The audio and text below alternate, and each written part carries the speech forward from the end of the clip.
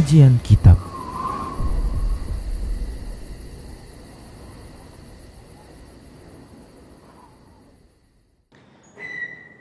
Bismillah, assalamualaikum warahmatullahi wabarakatuh.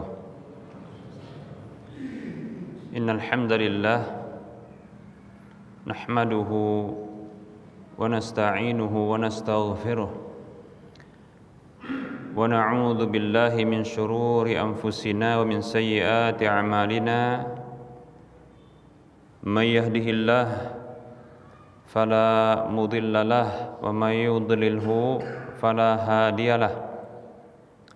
Wa asyhadu an la ilaha illallah wahdahu la syarikalah wa asyhadu anna Muhammadan abduhu wa rasuluhu sallallahu alaihi wasallam. Qala Allah tabaraka wa ta'ala, ya ayyuhalladzina amanu taqullaha haqqa tuqatih wa la tamutunna illa wa antum muslimun. Ya ayyuhan nasu taqu rabbakumul ladzi khalaqakum min nafsin wahidah wa khalaqa minha zawjaha wa bassa minhuma rijalan katsiran wa nisaa'a. Wattaqullaha alladzi tasaaluna bihi wal arham innallaha kana 'alaikum raqiba.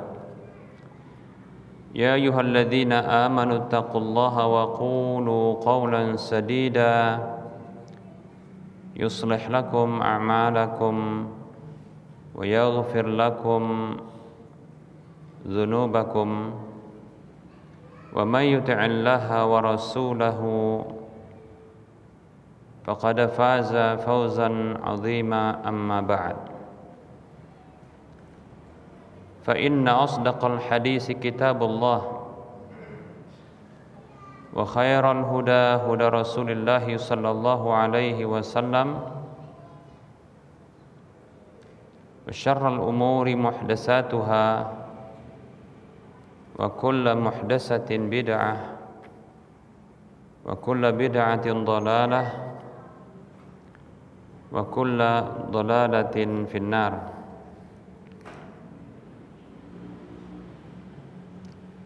Para hamba Allah rahimani wa rahimakumullah,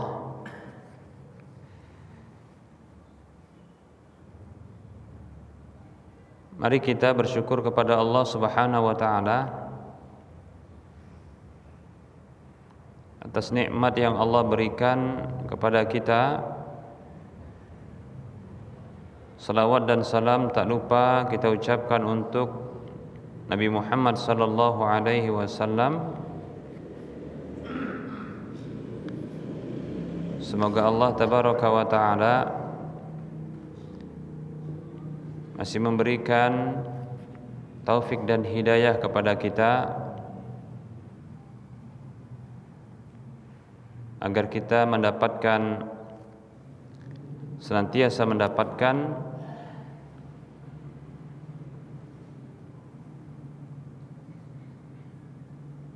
hidayah di atas sunnah Nabi SAW sampai akhir hidup kita. Baik para hamba Allah rahimani wa rahimakumullah, kita lanjutkan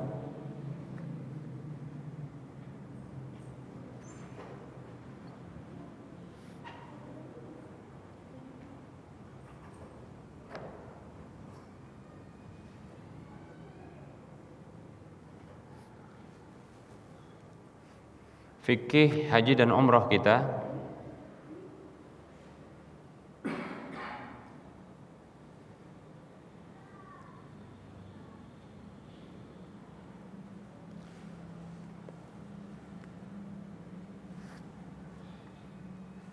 Bahasan masih tentang al-hadyu, yaitu hewan yang digiring ke tanah haram. Baik para hamba Allah rahimani wa rahimakumullah, pada pertemuan yang lalu sudah kita sebutkan tentang macam-macam hewan hadyu yang terbagi menjadi dua, yaitu hewan hadyu yang wajib, kemudian hewan hadyu yang sunnat. Hewan hadyu yang wajib itu disebutkan ada 5 macamnya atau 6 macamnya, yaitu hewan hadyu untuk model manasik haji tamattu dan qiran, maka ini hukumnya adalah wajib. Kita ulangi, hewan hadyu terbagi menjadi 2, hewan hadyu yang wajib, kemudian hewan hadyu yang sunnat. Hewan hadyu yang wajib itu terbagi menjadi 6 disebutkan. Yang pertama adalah hewan hadyu untuk model manasik haji tamattu dan qiran. Kemudian yang kedua adalah hewan hadyu ketika melakukan pelanggaran, seperti ya melanggar larangan-larangan ihram atau meninggalkan kewajiban dari kewajiban haji. Kemudian berikutnya adalah hewan hadyu denda karena membunuh hewan. Hewan hadyu ya sebagai denda karena membunuh hewan-hewan buruan darat. Kemudian berikutnya adalah hadyu al-ihsar, yaitu hewan hadyu karena hewan hadyu yang disembelih karena tertahan dari menyempurnakan manasik haji atau umroh. Kemudian yang kelima adalah hewan hadyu al-wat'i, namanya hadyu al-wat'i, yaitu hewan hadyu sebagai tebusan pelanggaran menjima istri dalam kondisi ihram. Kemudian ada hewan hadyu nadar. Ini hewan hadyu yang wajib untuk disembelih ya. Kemudian ada jenis yang atau macam yang kedua, hewan hadyu sunnat. Baik para hamba Allah rahimani wa rahimakumullah, yang sunat ini ya hukumnya tidak wajib ya. Hukumnya tidak wajib, hanya kerelaan saja bagi orang yang melakukan haji ya ifrad ataupun orang yang berumrah untuk yang menyembelih hewan hadyu. Baik para hamba Allah rahimani wa rahimakumullah. Nah, juga dianjurkan, ada anjuran ya bagi orang yang tidak berangkat ke tanah haram. Contoh seperti mungkin sebagian orang-orang tua yang tidak bisa berangkat ke tanah haram karena sudah tuanya tidak bisa berangkat, maka tidak mengapa, atau dia tidak ingin berangkat ya, tidak mengapa bagi dia, bahkan dianjurkan bagi dia ya untuk menyembelih hewan hadyu yang nanti disembelih disembelih ya di tanah haram.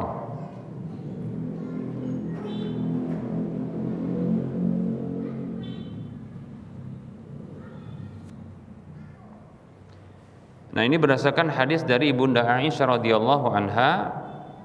Beliau mengatakan, "Fataltu qalaida hadi Rasulullah sallallahu alaihi wasallam, thumma asy'artuha wa qallattuha.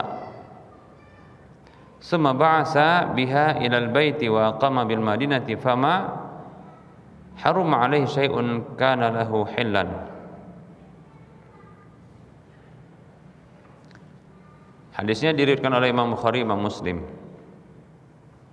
Dari Bunda Aisyah radhiyallahu anha, beliau mengatakan, aku menuntun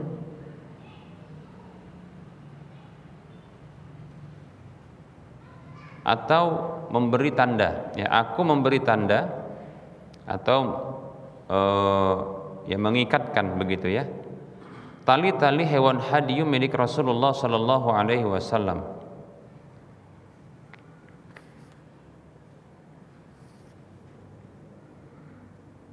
Kemudian aku memberi tandanya dan aku mengikatkannya. Kemudian beliau mengirimkan hewan-hewan tersebut ke tanah haram, ke Ka'bah. Sementara beliau ada di Madinah.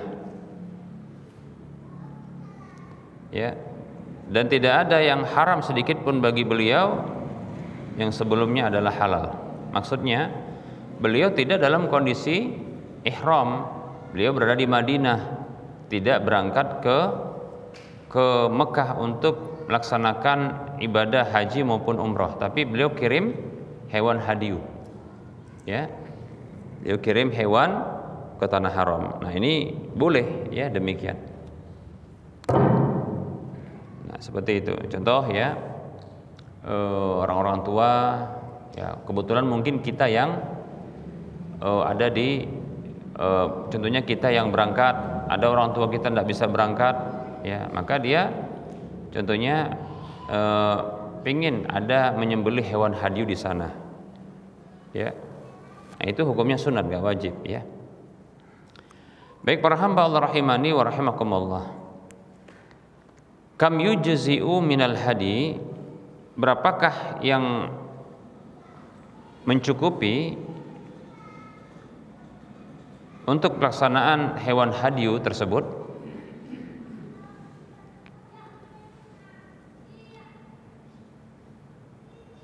Laisa fi aksaril hadi haddun ma'lumun. Untuk jumlah terbanyak hewan hadiyu itu tidak ada batasan yang diketahui. Wa qad kana hadiyun Nabi sallallahu alaihi wasallam mi'atan. Dahulu pernah hewan hadiyu Nabi sallallahu alaihi wasallam itu sampai 100 ekor. Ya. Dan itu unta, bukan kambing. Berdasarkan hadis Ali radhiyallahu anhu yang dikeluarkan oleh Imam Bukhari, dia mengatakan ahdan Nabi sallallahu alaihi wasallam mi'ata budnatin. Nabi sallallahu alaihi wasallam menjadikan 100 ekor unta sebagai hewan hadiyu. Hadis riwayat Bukhari ya. Masya Allah ya. Padahal 1 ekor kambing saja cukup ya. Nah, nanti kita akan sebutkan di sini. Wa aqallu ma yujzi'u 'anil wahidi syatun. Dan yang mencukupi sesuatu dari hewan hadiyu yang mencukupi jumlah yang minimal, yang paling minimal untuk 1 orang ya, itu adalah cuma 1 kambing saja. 1 kambing, coba bayangin, 1 kambing. Rasulullah berapa? 100 unta. Padahal 1 unta itu bisa nilainya adalah mungkin ya, nilainya sekitar 20 juta sampai lebih ya. Tentu semakin bagus dia, semakin besar ya, itu semakin ya, kalau dia 5 tahun ya, itu luar biasa itu harganya. Mungkin bisa jadi harganya di atas ya 30 juta.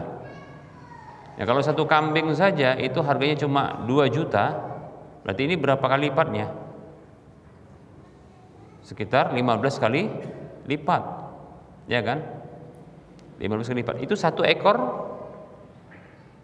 unta dibandingkan 1 kambing. Maksudnya begini, untuk Nabi sendiri saja, kalau katakanlah hewan hadiyunya Nabi SAW itu wajib bagi beliau, maka beliau membayar hewan, maksudnya beliau mengeluarkan biaya untuk hewan hadiyu. Hewan hadiyu itu ya, itu 1 ekor kambing katakanlah nilainya 2 juta. Kalau di Medan ini udah bagus kan, 2 juta itu ya. Nah, ini bukan 1 kambing Rasulullah dan bukan 1 ekor unta. Padahal 1 ekor unta itu bisa jadi 15, harganya 15 kali lipat gitu loh ketimbang kambing. Paham ya? Bahkan beliau lakukan berapa tadi? 100 unta, Masya Allah ya. Baik ya. Fa'an Abi Ayyuba Al-Ansari radhiyallahu anhu, dari Abu Ayyub Al-Ansari radhiyallahu anhu, beliau mengatakan kana ar-rajulu fi ahdi an-nabiy sallallahu alaihi wasallam yudhi bisyati anhu wa an ahli baitihi fayakuluna wa yut'imuna summa tabahan nasu fasaru kama tara. Abu Ayyub Al-Ansari radhiyallahu anhu mengatakan ini untuk dalil satu orang ya itu satu kambing ya minimalnya ya satu orang itu minimalnya satu kambing ya dan itu mencukupi baginya. Tapi yang dijadikan dalil di sini adalah dalil untuk menyembelih hewan kurban ya. Apa sisi kesamaannya? Sisi kesamaannya adalah ya hewan kurban itu diberlakukan di hari-hari haji, yaitu di hari-hari ya pelaksanaan haji demikian. Jadi itu kesamaannya. Abu Ayyub Al-Ansari radhiyallahu anhu mengatakan dahulu seorang laki-laki di masa Rasulullah SAW itu menyembelih dengan satu ekor kambing untuk dirinya dan untuk keluarganya. Lalu mereka makan dan mereka juga memberikan makan kepada orang lain. Kemudian orang-orang pun menambah. Jadilah seperti apa yang Anda lihat saat ini demikian. Hadisnya riwayat Tirmidzi, Ibnu Majah, disahihkan oleh Syekh Al-Albani rahimahullahu taala. Hadis yang lain adalah hadis dari Bunda Aisyah radhiyallahu anha bahwa Nabi sallallahu alaihi wasallam akhadhal kabsha fa'adja'ahu summa qala Allahumma taqabbal min Muhammad wa ali Muhammad sallallahu alaihi wasallam. Hadisnya riwayat Muslim bahwa Nabi sallallahu alaihi wasallam itu mengambil satu kambing kibas lalu beliau membaringkannya, kemudian beliau membaca ya Allah terimalah dari Muhammad dan keluarga Muhammad sallallahu alaihi wasallam. Baik, ini tentang menyembelih di hari raya kurban ya.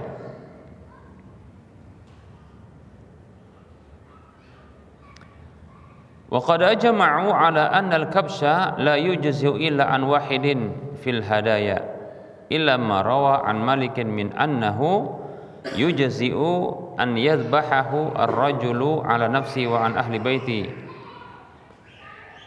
la ala jihati syarikah bal idza istarahu ya mufradan.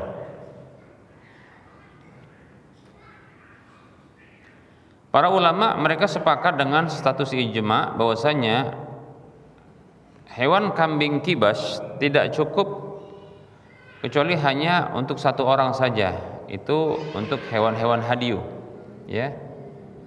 Kecuali yang diriwayatkan dari Imam Malik ya, beliau mengatakan cukup ya, cukup untuk menyembelih, cukup seseorang itu ya menyembelih hewan kibas itu, kambing kibas untuk dirinya dan untuk keluarganya ya. Tapi bukan maksudnya adalah patungan ya, tapi dia beli secara pribadi tapi itu untuk keluarganya ya, tapi untuk keluarganya, dirinya dan keluarganya. Nah seperti itu. Baik ya, jadi maksudnya satu kambing itu nggak perlu keroyokan ya, 7 orang ya, keroyokan satu kambing, katakanlah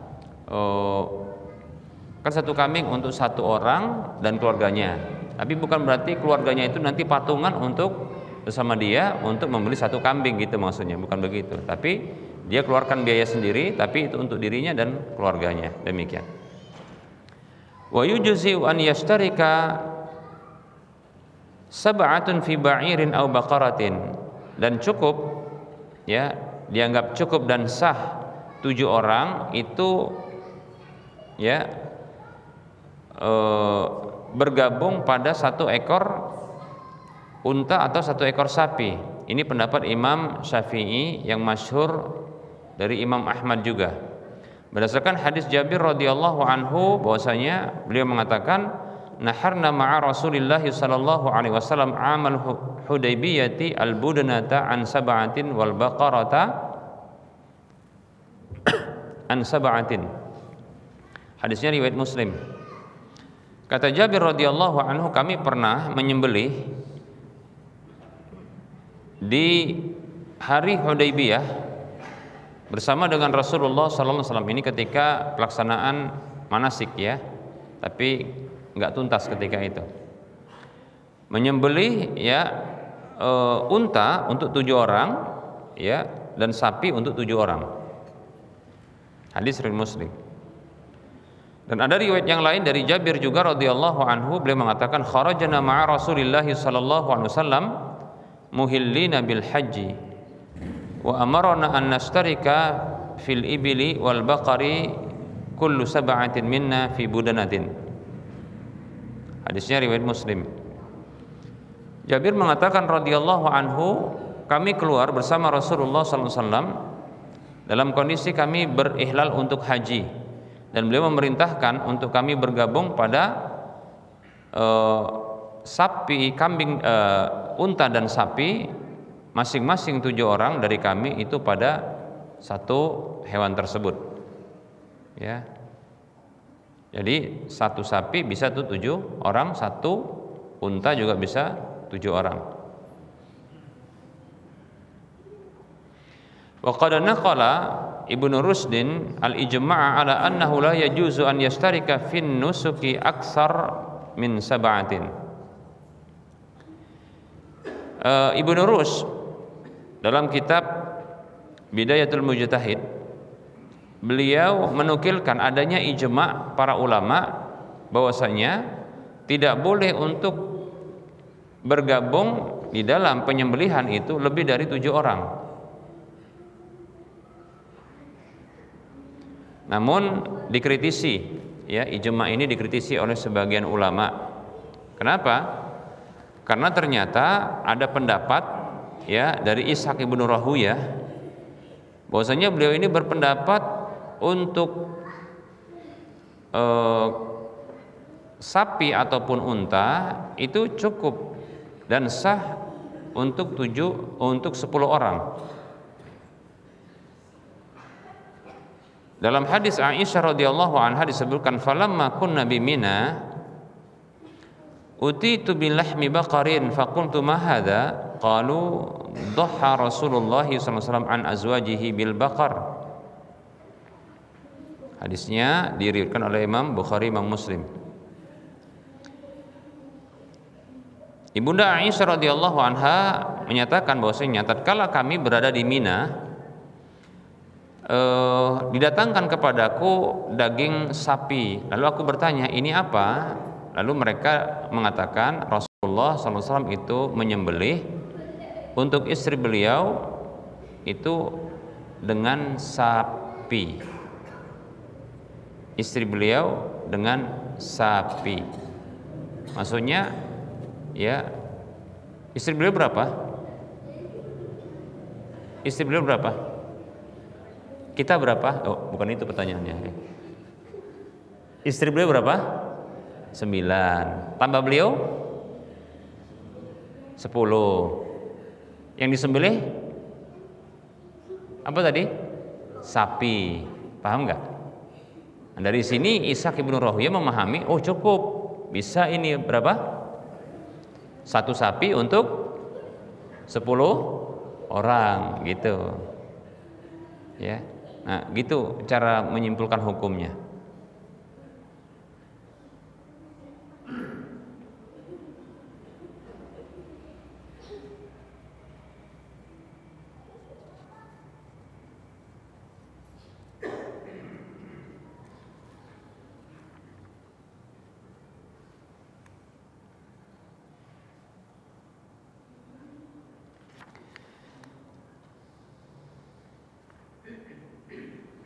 Kemudian ada hadis yang lain dari Ibnu Abbas radhiyallahu anhu, beliau mengatakan kunna ma'a Rasulillah sallallahu alaihi wasallam fi safarin fa hadara al-adha fastarakna fil jazuri 'ashratan wal baqarata an sab'atin, ya, fastarakna fil jazuri ya an asyratin wal baqarata an sab'atin. Hadisnya diriwayatkan oleh Imam Tirmidzi, Nasai dan Ibnu Majah. Ibnu Abbas radhiyallahu anhu mengatakan, dahulu kami bersama Rasulullah SAW berada dalam kondisi safar. Lalu hari raya Idul Adha itu tiba, masih dalam kondisi safar.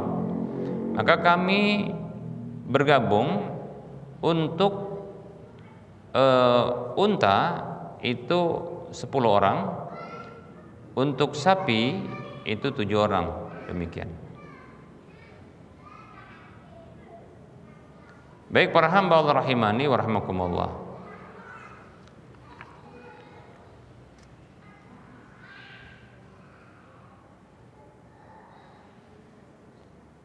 Wallahu ta'ala alam, ya. Jadi yang jelas ya, yang jelas bahwasanya minimal ya, minimal hewan hadyu bagi orang yang hendak menyembelih hewan hadyu maka adalah 1 kambing, itu saja ya, 1 kambing, 1 kambing.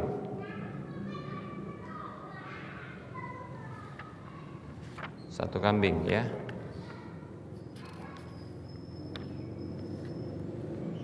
Dan dipersyaratkan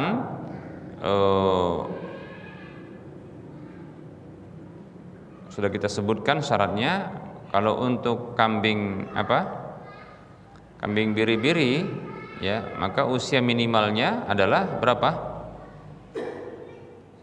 6 bulan. Kalau dia kambing kacang minimalnya 1 tahun, demikian ya.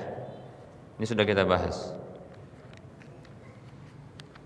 Baik, adapun yang paling banyaknya ya ini tidak terbatas ya.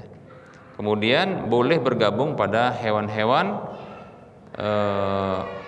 unta maupun sapi dengan jumlah beberapa orang ya. Yang aman adalah 7 orang untuk masing-masingnya ya. Jadi bergabung pada 1 sapi 7 orang ya. Begitu juga unta 7 orang. Ini yang insya Allah sepakat, tidak ada perbedaan pendapat. Tapi untuk ya kelebihan daripada itu, seperti contohnya 10 orang untuk sapi, 1 sapi, 10 orang untuk 1 unta. Nah ini yang tadi kita sebutkan ada perbedaan pendapat ya, karena ada penukilan ijma' dari Ibnu Rushd tentang hal tersebut. Baik para hamba Allah rahimani wa rahimakumullah. Kapan waktu menyembelih? Yustahabbu dzabhu yauman nahri.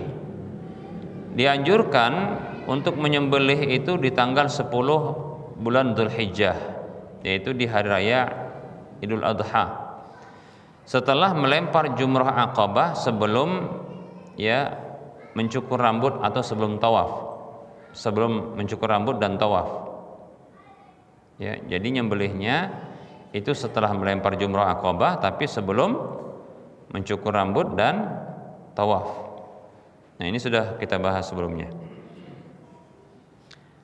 Adapun waktu bolehnya ya, waktu bolehnya kapan bolehnya? Maka para ulama mereka berbeda pendapat menjadi beberapa pendapat ya.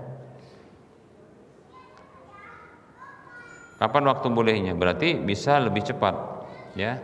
Jadi kalau dia waktu yang dianjurkan itu di tanggal 10 dan itu pun ada kondisi tertentu, yaitu setelah melempar jumroh tapi sebelum mencukur dan sebelum ya tawaf, demikian. Adapun kalau boleh berarti sebelumnya ini ya atau setelahnya. Baik, ada perbedaan pendapat di kalangan para ulama. Pendapat yang pertama, pendapat Ali bin Abi Thalib. Ini pendapat mazhabnya Hasan Al-Basri, Atha bin Abi Rabah dan Auza'i, Imam Syafi'i, dan ini dipilih oleh Ibnu Mundzir dan Ibnu Taimiyah serta muridnya Ibnu Qayyim rahimahumullah. Kapan waktu bolehnya? Boleh untuk menyembelih di tanggal 10 bulan Dzulhijjah dan 3 hari setelahnya. Jadi boleh memanjang waktunya. Ya. Dengan dalil adalah satu riwayat yang menyebutkan begini, ya, kullu ayyamit tasyriqi dzabhun.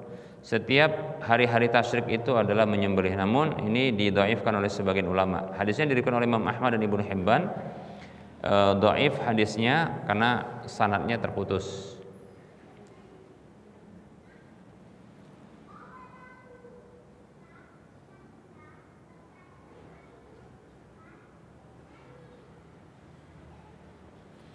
Baik, pendapat yang kedua, waktu bolehnya adalah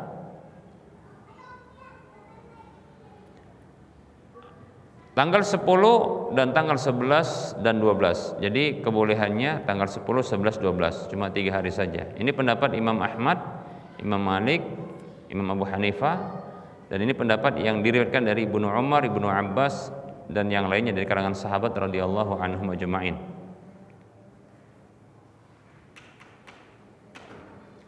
Dalil mereka bahwasanya ada larangan hadis yang menyebutkan tentang larangan menyimpan ya daging hewan kurban lebih dari 3 hari. Jadi kalau menyembelihnya di tanggal 10, maka tanggal 10 dihitung, tanggal 11 dan tanggal 12. Berarti tanggal 13 nggak boleh. Nah, gitu dia. Karena ada larangan. Tapi ini sudah dihapus ya. Ini sudah dihapus hukumnya. Jadi pendapat ini wallahu alam ini ada catatannya ya. Kemudian pendapat bolehnya yang ketiga adalah di tanggal 10 bulan Dzulhijjah saja. Ini pendapat Muhammad ibnu Sirin. Kenapa? Beliau berpendapat bahwasanya ya kenapa waktu menyembelih itu cuma tanggal ini saja? Karena cuma hari ini saja disebut dengan Yaumun Nahri, hari menyembelih dari sisi penamaannya. Nah gitu. Jadi ketika dikhususkan nama itu dengan tanggal 10 dengan Yaumun Nahri, hari menyembelih, maka cukup tanggal 10 saja, tidak lebih.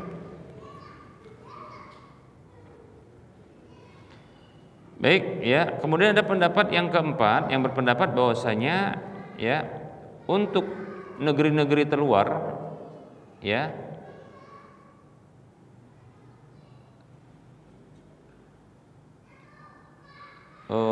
selain Mina, maka itu cuma dia 1 hari saja.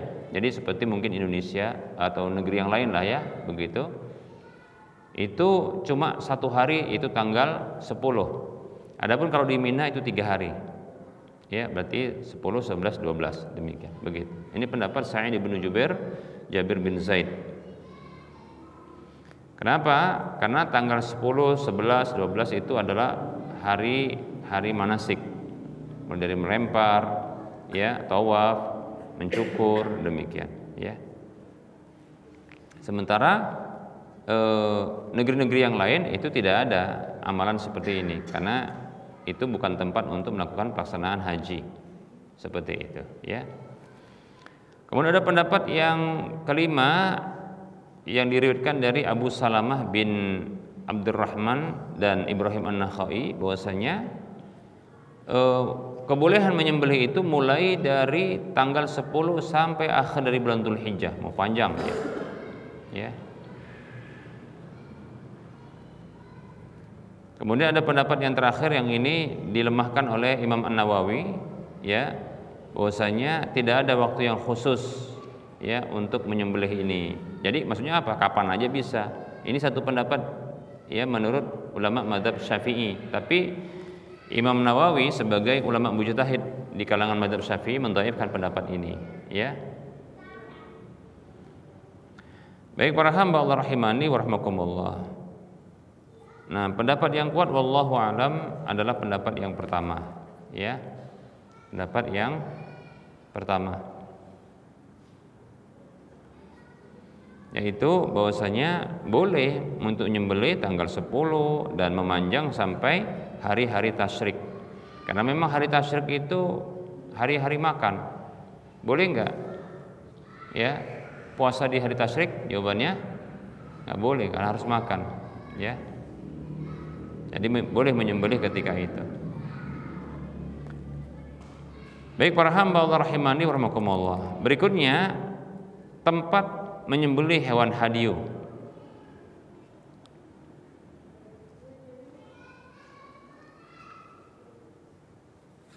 Di mana menyembelihnya?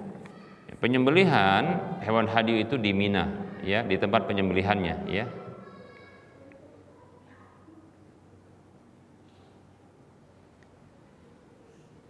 Dalam hadis Rasulullah sallallahu alaihi wasallam bersabda, "Nahartu hahuna wa mina kulluha manharun fanharu fi rihalikum." Ya.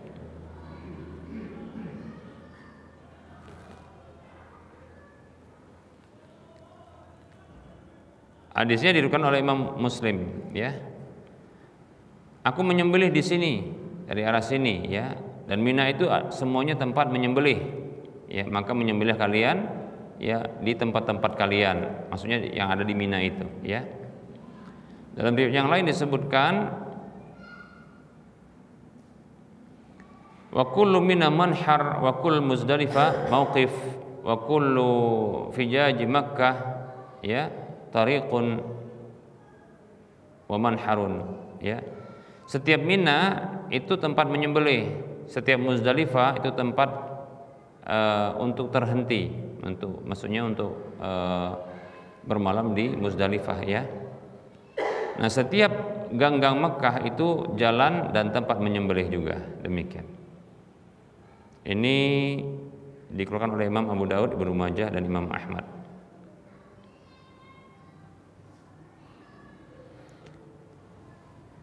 Jadi sebenarnya menyembelih, ya,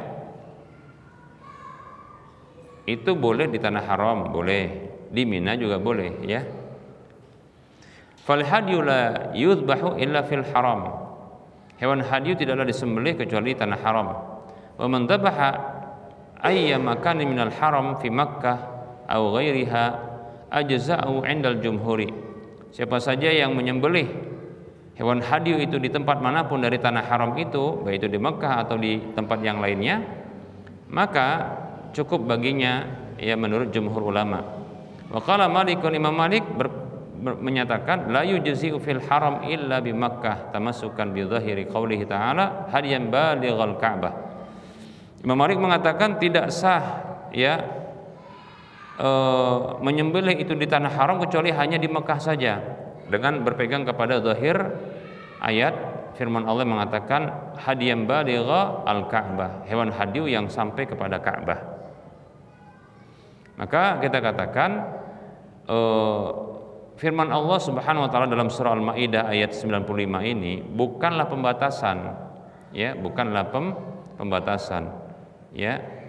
Namun perbuatan Nabi sallallahu alaihi wasallam yang beliau mengatakan, ya, wa mina kulluha manhar, ya, Mina itu semuanya tempat menyembelih, ini sebagai hujjah bahwasanya ini bukan pembatasan, di Mina juga bisa, bukan hanya di Mekah saja. Yang penting tanah haram, demikian, ya. Baik, jadi tempat menyembelih itu, ya, kita ulangi, adalah di tanah haram, ya, di tanah haram, dimanapun tempatnya, pokoknya tanah haram, ya. Itu pendapat yang kuat, ya, wallahu taala alam.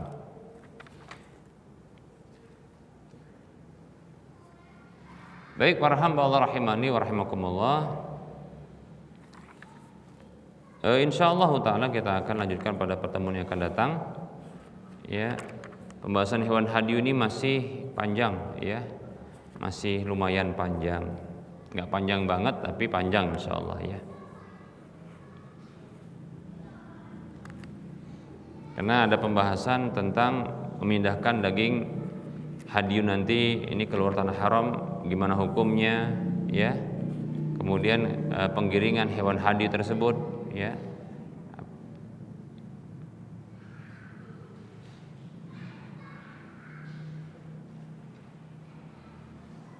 Baik, ya, kita cukupkan untuk penyampaian materi. Kita buka sesi soal jawab. Bagi yang mau bertanya dipersilakan.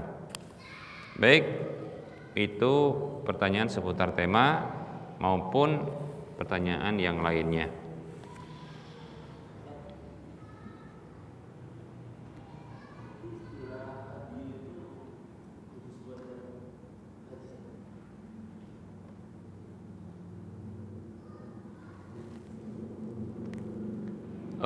Ya, terkait dengan pelaksanaan haji itu lebih tepat istilahnya ya. Ya. Istilahnya. Walaupun tidak sedang haji, tapi ketika dikirim hewan hadiyu, dikirim hewan ke tanah haram dalam pelaksanaan haji, tetap saja disebut hewan hadiyu ya. Tadi hadisnya kan sudah kita sebutkan, Rasulullah nggak berangkat haji, tapi beliau kirim, itu disebut dengan hewan hadiyu. Ya.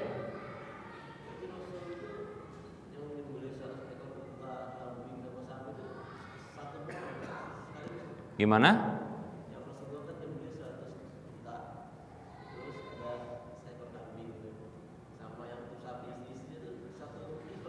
Enggak, beda. Beda-beda event lah. Iya, tapi yang beliau menyembeli kambing itu eventnya adalah event Idul Adha. 2 kambing bahkan. Kabsyaini amlahaini gitu. Beliau haji wada cuma sekali. Ya. Berhaji sekali. Di mana benturannya? Dari sisi mana benturannya?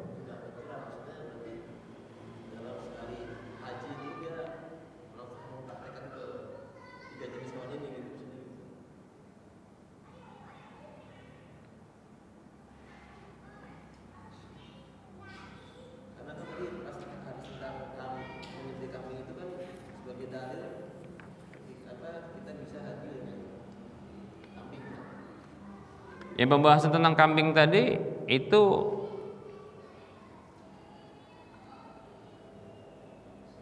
kasusnya adalah di hari raya kurban Rasulullah tidak berhaji. Yang mana? Hadis Ibunda Aisyah kan? Ya. Hadisnya Ibunda Aisyah. Yang di atasnya itu adalah Abu Ayyub Al-Ansari kan?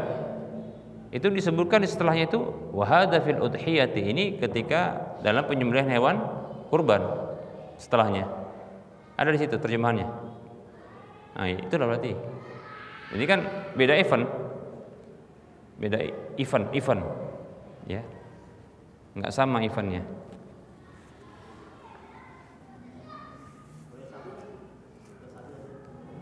Kasus sapi, sebentar. Nah, ini kasus sapi adalah ketika di Hudaybiyah. Hudaybiyah ini lama kasusnya. Jadi beda-beda. Iya, berarti benturan dalam benak antum itu benturan ini. Gimana kok ada sapi, ada kambing, ada unta gitu kan? Eventnya apa beda-beda gitu kan? Memang beda-beda. Ya nggak mungkin disatukan lah, bingung lah kita. Hudaybiyah bukan haji wada ya. Itu jauh beberapa tahun sebelum itu. Ya.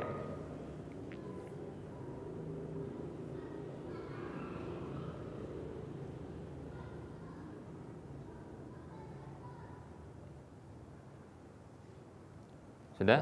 Nggak bingung kan? Udah? Ada yang lain?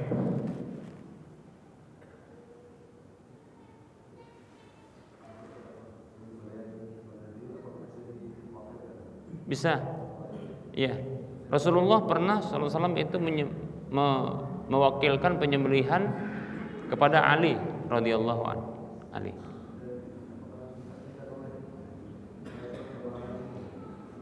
Harus disaksikan? Enggak mesti. Ya. Takut fiktif gitu maksudnya kan? Ya kalau dia dipercaya insya Allah enggak. Ya insya Allah kalau dipercaya itu orangnya memang betul-betul terpercaya. ya bisa untuk melaksanakan, contohnya memang dia mampu untuk melaksanakannya dan mampu juga melaksanakan di waktunya, nah gitu. Karena amanah, insya Allah cukup, nggak perlu untuk disaksikan.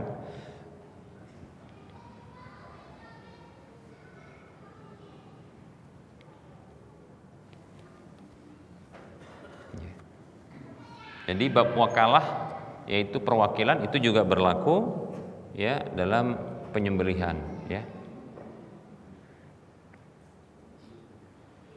Boleh, nggak apa-apa. Jangankan ini, pernikahan aja boleh diwakilkan. Cuma malam pertamanya nggak boleh diwakilkan. Malam pertama nggak boleh diwakilkan, ya, bahaya itu. Baik, ada yang lain?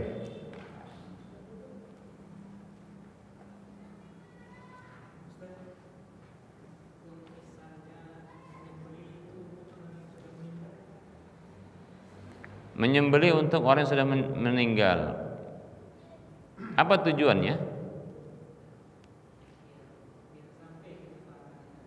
Oh, kirim pahala untuk orang yang meninggal dunia, ya. Boleh, nggak apa-apa kalau niatnya memang mau kirim pahala dengan penyembelihan tersebut. Tapi ingat ya, ini penyembelihan yang sifatnya sunat, ya, yang sifatnya sunat. Seperti contohnya seseorang anak lah katakan, ya, dia pingin mengirimkan pahala, ya, hewan sesembelihan yang akan disembelihnya, kemudian nanti dibagikan kepada fakir miskin. Nah, dimasak sama dia, kemudian nanti dibagikan, dia kirimkan pahalanya, ya, untuk orang tuanya, ikhlas karena Allah. Bisa, nggak masalah, bisa. Ini berdasarkan hadis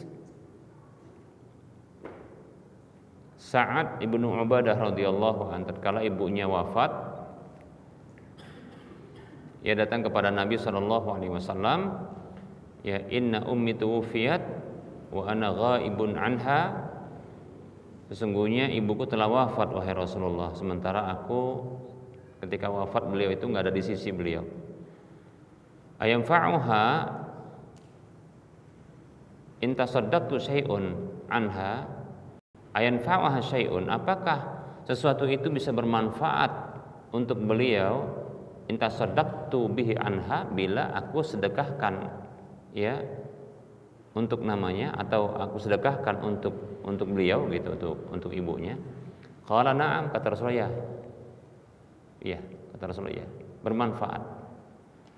Nah, seperti itu. Tapi yang bukan yang wajib, yaitu sunat saja. Adapun terkait dengan ibadah-ibadah yang khusus terkait dengan penyembelihan hewan, seperti contohnya kurban, ya, kurban, kemudian akikah contohnya, ya, maka wallahu a'lam tidak ada syariat kurban untuk orang yang meninggal dunia, dan tidak ada syariat akikah untuk orang yang meninggal dunia, ya.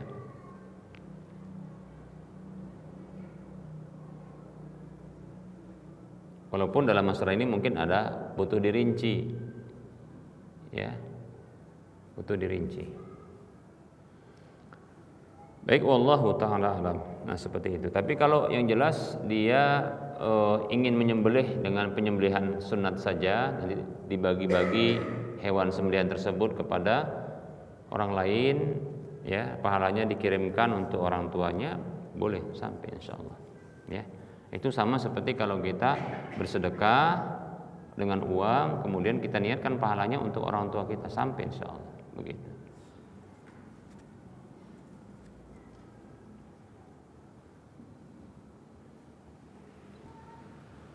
Baik, ada yang lain kira-kira?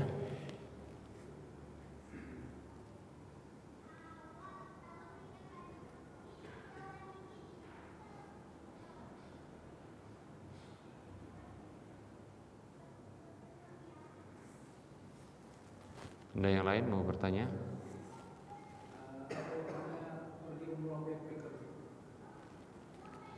Apa hukumnya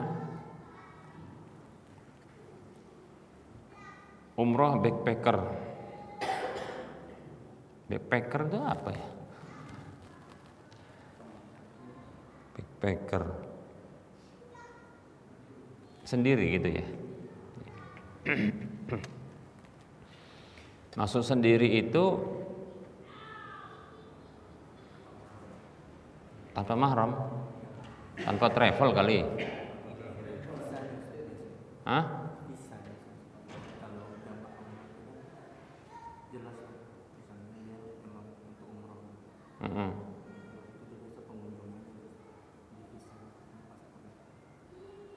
Di visanya.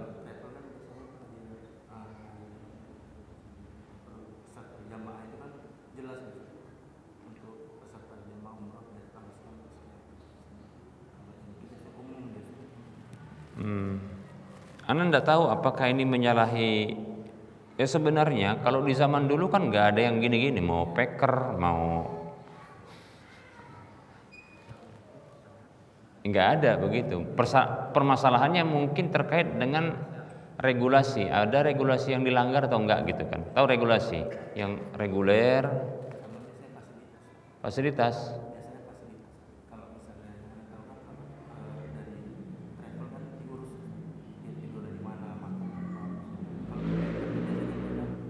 Kalau itu kan gini, backpacker maksudnya gini, kan mandiri ya, seperti itu kan mandiri, tidak terikat dengan travel gitu ya. Nah itu sebenarnya di zaman dulu juga sebenarnya nggak masalah begitu. Cuma permasalahannya ada nggak pelanggaran dengan regulasi yang diberlakukan pemerintah, baik itu pemerintah Indonesia atau pemerintah Saudi sendiri gitu loh. Kalau ada pelanggaran, ya maka ya sebesar tingkat pelanggaran itulah sebesar dosanya gitu loh. Tapi apakah sah itu ibadah umrohnya? Insya Allah sah selama terpenuhi syarat-syaratnya, karena itu nggak ada pengaruhnya dengan ibadah umroh. Tapi ya pengaruhnya maksudnya pengaruh dari sisi keabsahannya tidak ada. Itu sama seperti orang sholat ke masjid gitu kan, tapi pulang bawa sandal orang lain, nah gitu. Sholatnya kan sah, betul kan? Kemarin mau sholat, ya terpenuhi apanya? Toharohnya, bersucinya, menghadap kiblatnya, menutup auratnya, ya. Dan syarat-syarat yang lain, rukun yang lain dipenuhi. Cuma pulang apa? Bawa sandal orang lain, gitu kan? Atau ya bagi yang berpendapat merapatkan saf itu wajib, ya tapi dia sengaja dia nggak mau rapatkan saf, malah dipijak kaki orang, nah begitu bisa jadi sah ya sholatnya berjamaahnya, tapi dia melakukan pelanggaran, nah gitu loh, paham ya? Nah, cuma ini ya masalah backpacker tadi, Anda memang belum mendalami ya, belum mendalami apakah ini ada pelanggaran dengan aturan ya regulasi pemerintah kita dengan pemerintah Saudi, wallahu a'lam ya. Nah, itu paling enggak butuh di ini. Sama juga tentang apa haji backpacker juga ada kan? Apalagi haji furoda, haji apa lagi? Haji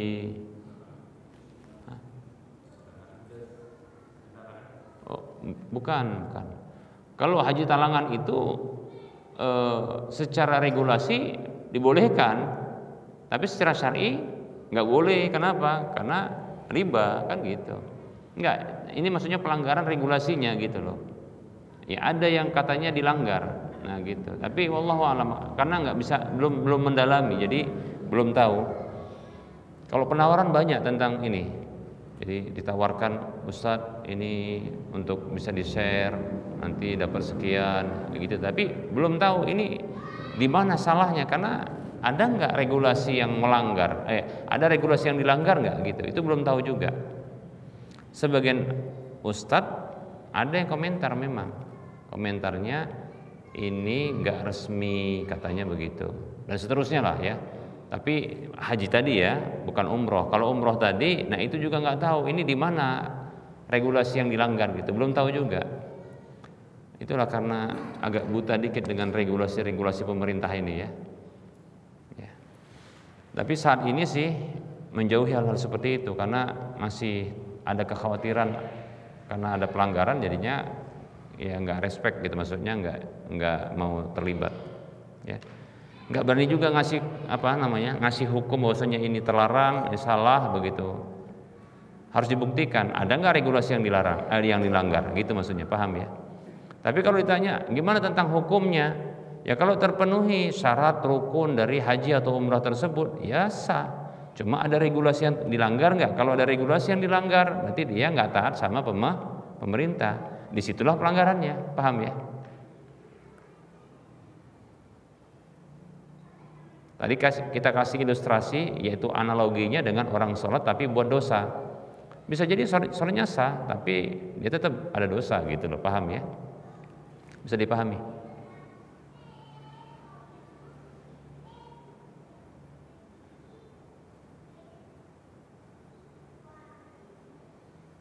Kayaknya tertarik ya, mau backpacker kayaknya ya. Hah? Iya murah. Naik sepeda aja murah sana.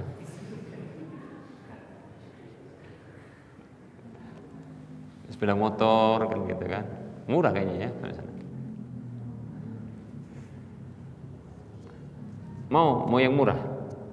Sekarang gampang yang murah. Cari calon jemaah 6 orang dapat 1 gratis.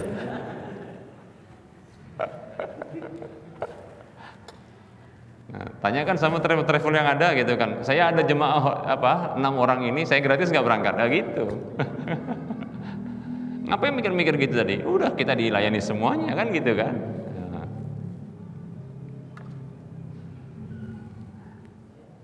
Dulu ada temen ya, masya Allah luar biasa. Ya. Masalah ini cari jamaah, ya.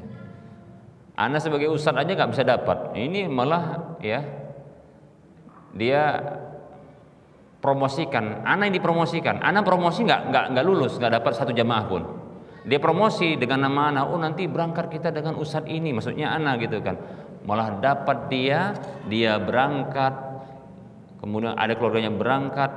Sekitar lupa berapa kelompok dia dapatkan. Plus dia pulang bisa beli mobil setelah itu, masya Allah. Coba bayangin. Ana yang jualan aja, promosikan, yuk kita berangkat dengan Ana, itu nggak laku. Dia karena jago promosi, kita nanti berangkat sama Ustaz Joko, gitu katanya, ya Pak. Malah ramai didapatkan, ya, ramai dia. Coba bayangkan itu, dia berangkat gratis, sudah ada gratis, pulang bisa beli mobil, awal yang melongo, ya. Memang kalau nggak rezeki memang begitulah ya.